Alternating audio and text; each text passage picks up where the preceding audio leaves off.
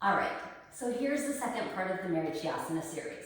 Marichyasana C and Marichyasana D.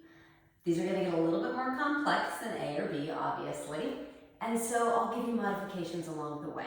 It's less important that you try to perfect it and you're gasping and struggling with your breath, so try to find the breath, find some ease in the posture.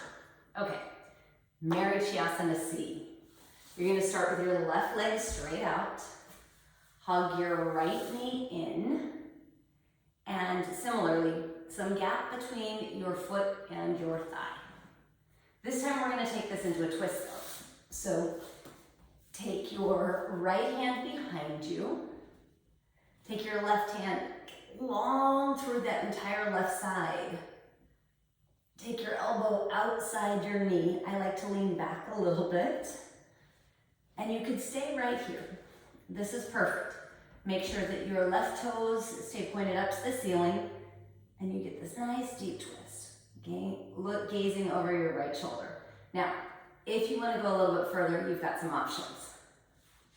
You can take your left hand, turn the thumb to the floor, and begin to find your way around your leg. The right hand reaches back, reach around, clasp your fingers behind you, and gaze over your right shoulder.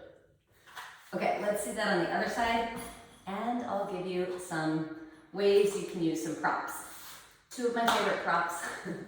One conventional yoga strap, the other one a little unconventional. It's this. Now, you might be wondering, where do you get this fancy yoga prop?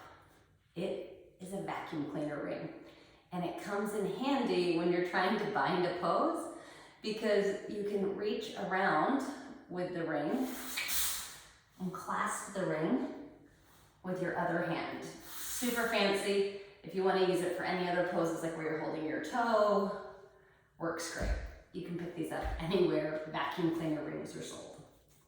Okay, so Marichyasana C. Right knee hugs in if you're doing the right side. We did that side, so I'm going to show you the right side one more time with a modification, and then we'll just transfer to the left side. Hugging in.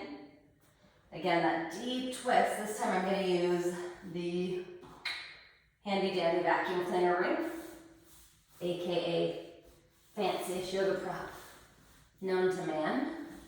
I reach around and I can clasp the ring and get a little bit of leverage. You could also do that with a yoga prop, like a strap or a towel. I just prefer the ring because it's less cumbersome than trying to loop the strap around and catch it. Catch it with the other hand and pulling in. So up to you. All right, so that's Marichyasana C. Marichyasana D. In the Ashtanga system, you were only allowed to progress as far as you could, and once your poses started to fall apart, you were told to go upstairs and take rest. So for me, this pose was a stopping pose for a really long time. Now, 25 years later, I don't do this pose full out all the time. I usually modify it just because my shoulders are a little bit unstable and it feels better in my body. So listen to the cues your body gives you. Again, I'll give you some modifications.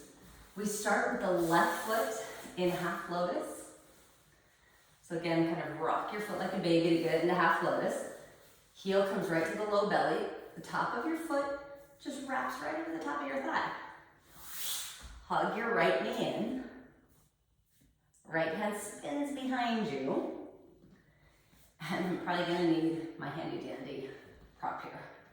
The left elbow comes outside the right knee. So you kind of wedge your knee over. Ooh. Reach around.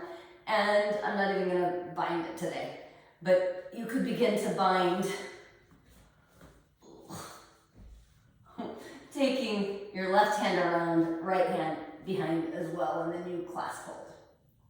Now here's the other variation. If you want to take a modification of this pose, I'll do it on the other side. Your foot would come in for half lotus, but instead of going into half lotus, you could just place it on the floor. Hug your opposite knee in. Take your left hand behind you. Take your right arm up to the ceiling. Big breath in. Take your elbow outside of your knee. And there's always one side that's a little bit easier to bind than the other that you'll find just based on your own body. And then reach around and connect. Press your sit bones down into the floor, lift the crown of your head up, and gaze over your opposite shoulder.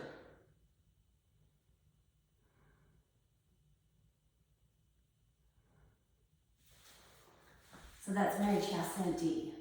So these are 4 poses, A, B, C, D. Typically, I like to practice all 4 together. If you only have time, you might want to do A and B, or you might want to do A and C. But think about it, that you're getting a twist and then a counter twist. You're folding one way and then you're folding the other. So listen to your body, play with these, have fun with them, and be willing to modify. I use props now. I take the modification with my foot underneath. Do what works. Honor your body. The only real goal is that you feel better at the end of your practice than at the beginning. Bye for now.